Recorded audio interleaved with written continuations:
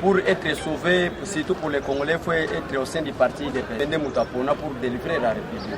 Les lois ont appris à l'appui, malgré que vous avez parmi la question, classe politique, ils ont failli de faire les moko, n'importe la moto se constitue, tous les opposants, président Félix Tshisekedi. Pour tout le monde qui est opposant, comme le Gabaz de Misala, Bamsouba qui est Babad, Bamsouba Senga gouverneur et la Banque centrale, Bamsouba Salaborimé, Bazoko sa peuple congolais soulèvement populaire. Donc, nous sommes IDPS, croyez-vous vraiment que nous, mon trompette à ce que Kobeta Mapoto Kende Lola, mon côté à Lola, parce que l'IDPS, c'était parti choisi par Dieu lui-même. Maton de Mindisole. Zanigito Simbalika Mbotali Penza Kirasi. Wapi pai Penza Kate Ekolo Félix Antoine Tshisekedi Tshilombo. Apesi likanisi ete l'école nyonso na kati ya mboka na biso o ezali ya l'état bana bafuta kirasi te. Donc banda na mois de septembre papa maman soki mwana tangi te c'est que yozana ndoki. Mais église catholique lobi likambo wana epai na ye koleka te. Pamba te ye pe abika obe na sima etelo na sima kirasi bana posa ko jwaka pe mwa misolo lolenge ba jwaka. Papa, ba déclaration nyonso merci vraiment papa Longande na lobi na bandeko awa ke journaliste auto sale vraiment belle émission poto solo la ba imboka ba yebanda ine potizo tako lité po balingi changement na mboka te balingi ba mama ba bimisaka misolo ya ba $500 $600 papa baza ko futa ye 150,000 francs congolais ozo senga mona na tranche moko $250 kwa ko akende wapi papa journaliste pona koyebisa yo nini pona koyebisa yo ke no Église catholique makamunyoso va osala contre l'intérêt général. En tout cas, s'il s'agit de brûler l'église, s'il s'agit de tomber, l'essentiel que le pays soit sauvé. Mais voilà, beaucoup de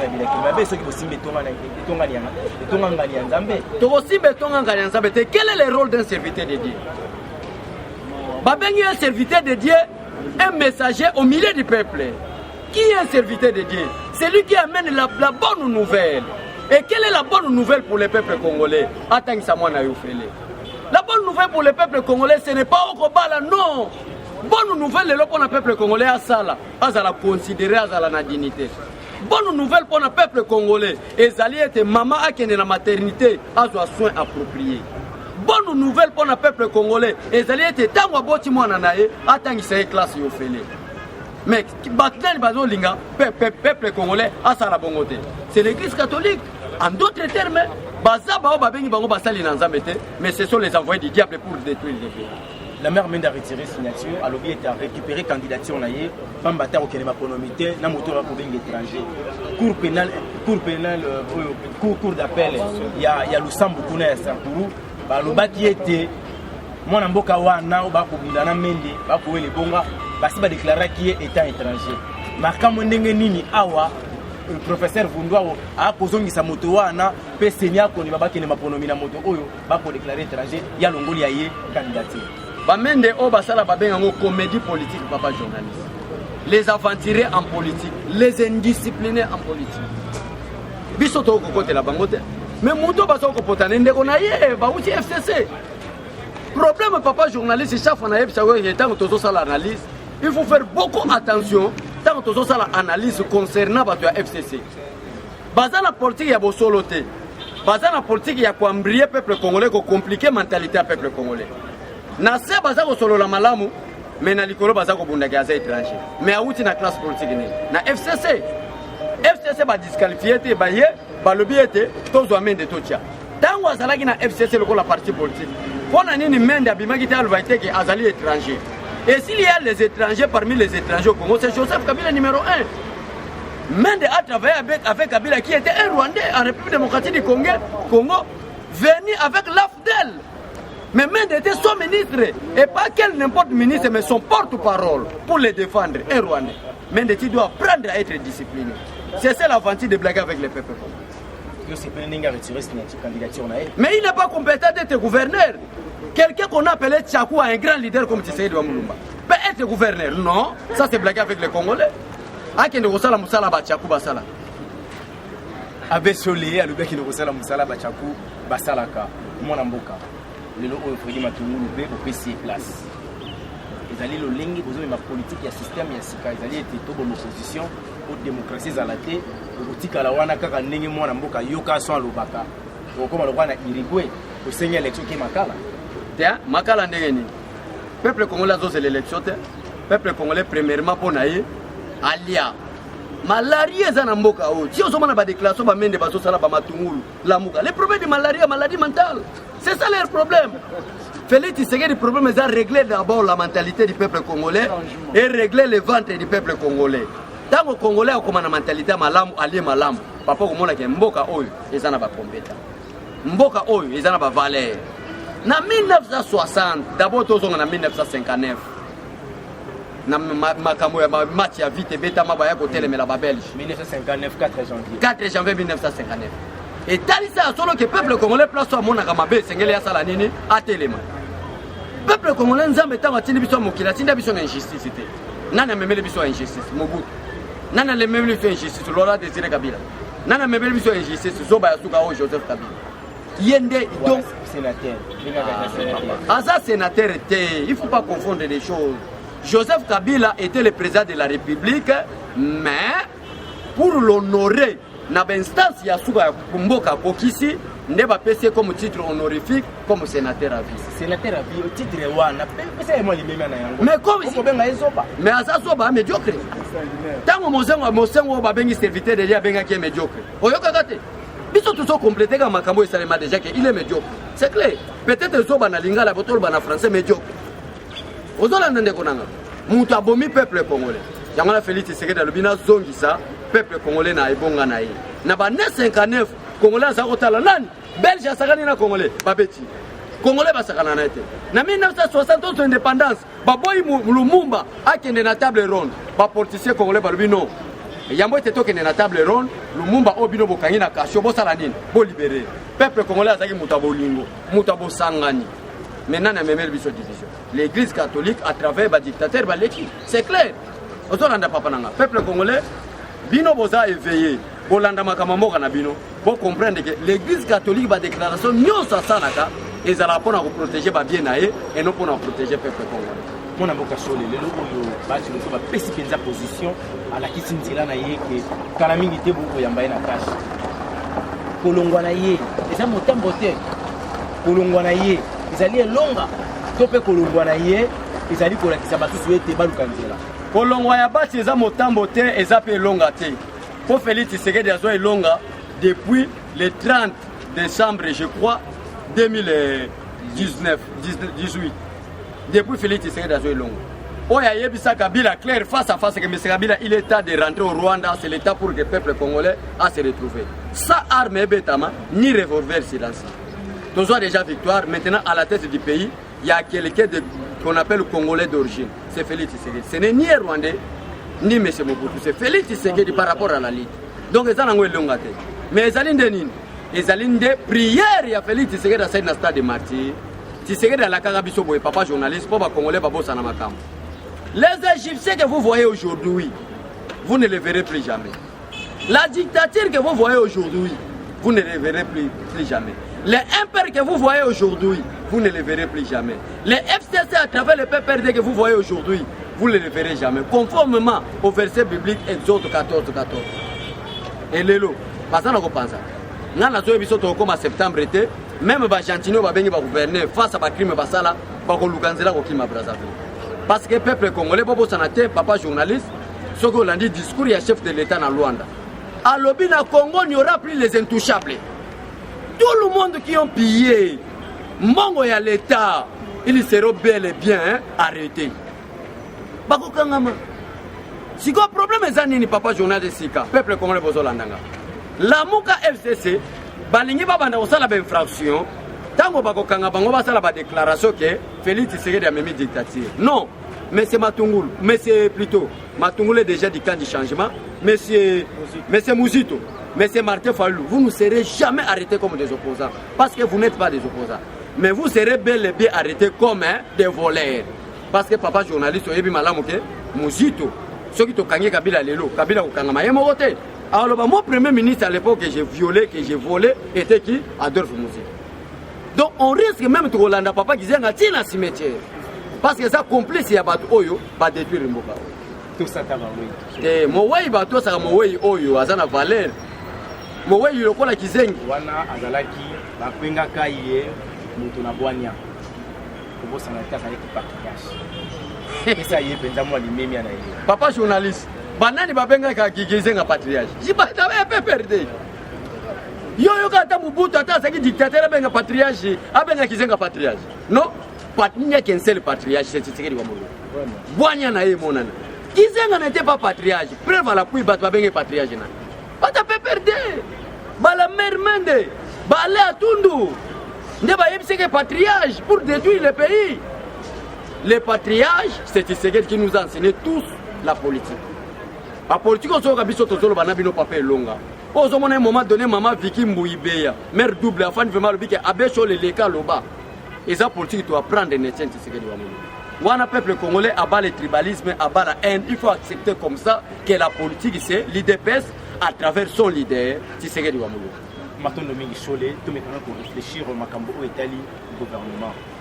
Mon amboka pona yo soki lelo oyo balobi ko sala liste na ngambu ya FCC po ba to sote baza ba dongolo miso eza pe na bato baza ka pe na mwa bomoto baza pe na mwa bolingo tanga bato minei to pe mitano oyo ko pesa penza responsabilité bazo ba ministère soki lelo président république a yebisenga ke luka bato na FCC to na pe perdre au travail na ba on a pe perdre na oboya bango nyonso mais na réserver muke na FCC par exemple le ko ande ko bati luko na ko tinda kombo na président kwani aza muto mayele aza na makoki marge muyibi na ye papa molera azobenga ye criminel économique aza criminel économique mais le meilleur criminel ou asali qui bati aza la criminel économique c'est qui? C'est Joseph Kabila. Maintenant à la tête du pays ce n'est plus un criminel, c'est un homme sérieux. Bango nyonso ba Holanda bata Holanda. Donc même bati on azotanga wana na yebso nini na kozwaye marge il est volé, il est bel et bien grand voleur. Mais le problème c'est quoi? Qui l'a autorisé de voler? C'est Joseph Kabila. Et Félix Tshisekedi a autorisé. Soit par exemple, Luka Moussous, par exemple. Malgré Abimisa Bornayo a la lutte, tolérance zéro, la lutte contre la corruption, Abimisa la liste, incapable de procurer à ça là. Mais c'est quelqu'un a accepté quand même pour l'IDPS malgré les erreurs. IDPS c'est un parti politique à Tambolaka, na vision en Zambie. Papa n'a pas ce exemple moko Nzambe afandi azote ya bato albike no boko sala bino berere boko boya nyoka mais bo linga nyoka na prudence azala nango Nzambe azote ya bato ke apprendre à être prudent comme les serpents mais serpent lelo papa nanga na mokili bato bayebi que c'est le diable et les monstres mais comment est-ce que Dieu peut prendre l'exemple des serpents pour enseigner le peuple en d'autres termes biso peut ko zo exemple ya bata malamu ko yebisa lokola mesi lokola bati likoyo malgré il est volé malgré il est pillé mais c'est le fils du Congo Aza n'a pas capacité à travailler. Mais c'est le Bambi. Malgré la comédie, tout cela, c'est un bon juriste. Oya yebi banani ba yiba ensemble na kabine. Donc pour moi, je peux limiter na dena. Ceux qui balobina yo au déboulonné ba tuna kati cabinet à président de la République pas maté. On a fait tungulu les amis. 4 personnes ou 5 personnes. Le cabinet du président de la République est en erreur. Ceux qui cabinet président de la République est comme une erreur, il ne faut pas qu'on déboulonne 4 personnes, il faut mouton. Oui, bato ba kosala tungulu ba vidéo ba timanga zali kuna vidéo timanga akosala pe ya tungulu akolimisa ka pe ya émission na kombo ya cabinet na komba ba yo kolongola ngai. Bon, peuple congolais, merci beaucoup papa journaliste na question posée. Na cabinet ya président de la République, sincèrement parlant, les conseillers n'ont pas de bureau. C'est lui qui a le bureau avec tous les services, c'est le directeur du cabinet. Il ne faut pas attaquer au conseiller, mais attaquer directement son directeur du cabinet. Parce que le cabinet du président de la République, c'est lui qui l'engage, c'est qui? Ce n'est pas un conseiller, mais c'est le directeur du cabinet. C'est lui le patron de l'Union africaine. Donc, s'il y a des erreurs au sein du cabinet, ce n'est ni un conseiller, ce n'est ni membre de la mission diplomatique, mais c'est le directeur du cabinet. Je vous assure, papa, parce que c'est le directeur du cabinet qui engage le cabinet du président de la République. Ce n'est pas un conseiller. D'autres n'ont pas un jour FCC et Panza. D'autres n'ont pas un jour FCC et Panza, mais ils ont endetté. Parce que les associations des aventuriers. Mais bon, autant mon année, la coalition, c'est que vous mais ceux qui ont la coalition, les pleins pouvoirs reviennent au chef de l'État, conformément à l'article 148. Dans le moment où nous avons un gouvernement qui est peuple à Koufanzala, quelles sont les mesures que le président peut prendre? Dissoudre l'Assemblée, c'est fini. Et où est l'erreur que le président de la République peut commettre là? Rien. Le président de la République a salé interview à l'objet de Nabamikole Koya, Topé Nabanoué Koya, et quand il a pensé comme il était, bah écoutez, qu'on a le lengeni à Kobongisa, bah revoir la loi électorale, pour na été makambo tali ba gouverneur na ba sénateur ndenge ba votaki bango moi ba miibe kotaki topé corruption kotaki moi kanya kelekaki wana na mikolo ko yaba meka ko simba loi électorale c'est ba simba loi électorale c'est ba ko simba constitution de la république bino boyena makanisi ya ko bongo le sous constitution oyo.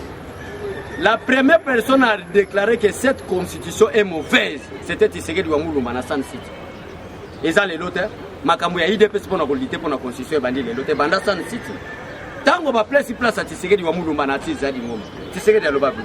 Pour moi l'essentiel malgré la constitution est mal comprise, pour moi j'ai réussi à avoir une constitution de la République. Malgré c'est mal composé. Donc IDPS c'était le premier parti politique à débouter cette constitution. Malgré Mundela Kotaki. Maintenant, c'est l'IDPS aux affaires. Est-ce que tu as la constitution avec beaucoup d'erreurs? Tu as l'erreur, par exemple, la constitution de la République. Le président de la République reste en fonction jusqu'à l'installation du nouveau président élu. Kabila doit 2 ans. Au lieu que les élections soient organisées en 2016, élections comme organisées en 2018. Ça, c'est quelles erreurs? Les erreurs de la constitution. Et c'est ce que tu as demandé, constitution République au cas où les élections n'est pas organisées, il faut arrêter le président de la République. Pour empêcher la dictature dans Kachamboka. C'est ça. IDP ça retrouve ça la tête que Félix Tshisekedi a bandobé à 100 ans. Wanangana Siro Félix a fait bamboule belé aux 15 ans. 15 une seule fois. 5 ans renouvelable une seule fois. Si vous avez 15 ans, 3 mandats. 3 mandats pourquoi? Parce que eux sont considérés comme mandatés. Quand Tshisekedi était prophète pour la nation. Et ça qui n'a pas prophète biblique, et ça qui n'a pas prophète de la nation. Tshisekedi a été secrétaire général. Alors c'est l'IDPS qui organisera de bonnes élections. L'essentiel pour le peuple congolais était de bouter Kabila dehors du territoire national. Maintenant nous avons bouté Kabila dehors. Qu'est-ce que nous allons faire? Organiser la République. Ça, c'est une 5 ans pour l'organisation de la République. Donc, quelque part, Martin Fayulu a raison. Il y a une transition. Il y a une haute cour, il y a une réforme institutionnelle. Accompagner qui est au temps de la transition. Donc, quelque part, Martin Fayulu a raison. Martin Fayulu a raison. Nous sommes Martin Fayulu a raison. Est-ce que au Conseil national de réforme institution, ils ont la constitution? Non. Première erreur. Pays, ils ont la transition. Non. Pays, ils ont la transition. Pays qui est occupé par les étrangers, il faut dire clair. Étrangers, ils ont la constitution, ils ont organisé l'élection, mais qu'est-ce qu'il faut faire? Malgré les élections, l'essentiel pour nous, aller aux élections, pour un étranger, maintenant, à la tête du pays, il n'y a plus un étranger, c'est moi, Namboka, Moutaka Beyakamo. Ozolanda Mamana. Tu sais que ça te doit caméra. Hein? Pardon, maman, papa. Limisa papa journaliste longa. Vraiment que le papa bana basa kitoko baleke belé ba journaliste na miso nanga. Yo pena kitoko za nango na mukanisi moi c'est limisa papa. Mais on s'en mobile. Koloba ete nini papa koloba ete. Koloba ke mboka ezalaki occupé na maboko ya bapaya. Tango mboka ezo occupé na maboko bapaya, azalaki kosala ba distraction. La balkanisation et panzana, Toyo Kanate. L'essentiel pour nous était aller aux élections. Et à l'attente des personnes vont voter, aller d'abord aux élections pour chasser Kabila. Alors qu'est-ce que nous allons faire pendant ces 5 ans? Organiser la République, comment? Identification à Congolais. Koyeba qui est Congolais et qui ne le sont pas. Parce que le Congolais est comme étranger, Congolais va baigner nani étranger. C'est grave. Au Solan, le Congo va marquer face au monde et le Congo va Sénégal. Donc, Congo est infiltré depuis 1960 pour la balkaniser. Batinda biso infiltré depuis 1960. Ba Ougandais, ba Burundais, ba Sénégalais, ba Kotangawa, ba Yebalingala pour bakoma bata bandundu, bakoma bata est pays. Mais à Félix Tshisekedi a comprendre ba génius. Azo ça la identification Martin Fayulu yaka obota mawa. Kende oluka certificat mariage na. Kende oluka certificat de naissance. Akepe na cabinet na. Na cabinet na. Il y a président de la République. Martin Fayulu identification. Président de la République est identifié. Et bon, quand il y a un directeur, par exemple, du cabinet président de la République, parce que l'identification, c'est mon congolais. Ce n'est pas l'erreur du président de la République. Ils ont des recensements au salaire. Et quand il y a un cabinet président de la République, il y a un bureau à Martin Fayulu, il y a un moïse, il y a un vraiment quelles sont vos origines. Tant que tu as l'identification de ton babo, Mndeko, yo zalaki congolais, au Bomisa qui va te béler. Au Lignotique à la congolais, au Lignoso Mambogana, Babine. oh papa na sepeli na Congo na lingi na tika la congolais le kolo tika li congolais comme nationalité congolaise mais tela ba interdiction na yo oko comme président de la République oza la porte parole opposition ce que tu postes na mboka o le bac oza la na service ya assainissement politique est alliotée politique est aux affaires ya bana mboka c'est clair partout dans le monde est salement lelo oyo ozala d'accord ya komona eke Martin Fayulu mena mokonzi mboka kosala azu ya ebonga Jean-Pierre Bemba Moïse Katumbi pana yo lokola apesole que ça ndé que Martin Fayulu a ce bonga mais mboka obeba il n'a pas de compétences papa pourquoi on poser question Martin Fayulu c'est la président de la République et président de la République président de la République a payé pe mbonga ndenge tout monde a payé ba matungu ah loba bien papa obangi singa ki aza le bonga na bangi makasi. Donc, Martin Fayulu a un moutou, mais tant que tu as l'identification, tu comprends que oui, peut-être tu es congolais, ou soit tu as un berrer, ou soit tu es congolais, mais si tu es congolais, tu as un diplôme, tu as une compétence à ça. Mais la catégorie de Martin Fayulu, c'est le ministre. Il faut faire ce service d'assainissement pour combo la balabala. Voilà, Jean-Pierre Bemba. En tout cas, t'es Bemba banque, t'es mbongo. Ah, rien, mbongo na Bemba. Bemba za mutu moko tokotinde na service à sécurité. Ata la ta soda. Pourquoi nous boyconnons parce qu'il y a des économistes qui ont la maîtrise en matière. Aza makasi mingi ko diriger ba militaire, ke ko diriger économie. Tout le monde qui a un na vice-président de la République, tout le monde ba militaire ba bengi idu. So totinde par exemple ata adjudant na commune alimité. Mabeza. Ils ont servi la République sous les drapeaux. Papa. Moïse Katumbi, il est vraiment à Boyi. Moïse Katumbi, tu identifié. Papa, il faut te le bagarre vérité. Quand tu es le bagarre, alors que Moïse Katumbi a un déconnaï. Si tu comprends que Moïse Katumbi a un poste, tu as un secret, tu as dirigé. A Bongi, vraiment, vous allez diriger à Mazembe. Au équipe nationale. Pour l'équipe nationale, vous allez entraîner même quand Israélien. Vous allez entraîner, ce n'est pas mauvais. Yo mo moni na l'équipe nationale zo betama mutauti ne Cameroun mais zo diriger Ghana. C'est clair. Donc tu as atteint l'équipe nationale pour na domaine à foot. Ayebani na Congo pour na football. Donc na domaine à foot des mais pour la politique, c'est réservé à l'IDPS et ses combattants. Ba IDPS bata IDPS. INCT. INC tous en coalition ko lukatena détruire rien na détruire au nom de Jésus. Vous allez détruire ya salimi. Politique à IDPS na ba combattant INCT mutu abunina bino penza boeti ba ko benga Vital Kamerhe coach faiseur du roi mutu asali penza Kabila na la président et lui asali Facha na la président. Ah papa il faut pas parler comme ça. Mutu asali Félix à la président c'est le peuple congolais. Na coaching na qui peut coacher King? Est-ce que Kamerhe peut coacher Félix Tshisekedi? Par quel miracle? Mboulo Félix Tshisekedi a bandit politique na 82. Félix Tshisekedi avait déjà 19 ans. Où était Vital Kamerhe? Ça c'est la vérité, ce ne sont pas les injures. Il faut tout dire à toi. IDPS a été créé d'une manière officielle le 15 février 1989. Kamerhe était où? Non, mon frère, il faut dire la vérité. Félix Tshisekedi est le parrain de la politique de tous les politiciens. Parce que dans le moment où Félix Tshisekedi a fait la politique, Martin Fayulu a été Moïse Katumbi a évité à Zalaki. Vital Kamerhe a Zalakati. Vital Kamerhe a fruit il y a 2001. Je vous dis la vérité. Même Bissot de politique libre. Le problème est que n'est pas journaliste. Bissot na Kamerhe RRT. Kamerhe est mort à Yébite. Si on a fait l'élection, il est conscient. Il y a un comprenant que nous avons une association des aventuriers. Moi aussi, je suis aventurier au sein des aventuriers. Mais je dois prendre à être sérieux. Comment prendre à être sérieux? Retirer la signature, suivre le président de la République. C'est clair. Les lots moutonniers sont à la mouka comme retirer la signature. Il n'y avait qu'une seule personne qui était sérieux en République démocratique du Congo, c'est Félix Tshisekedi.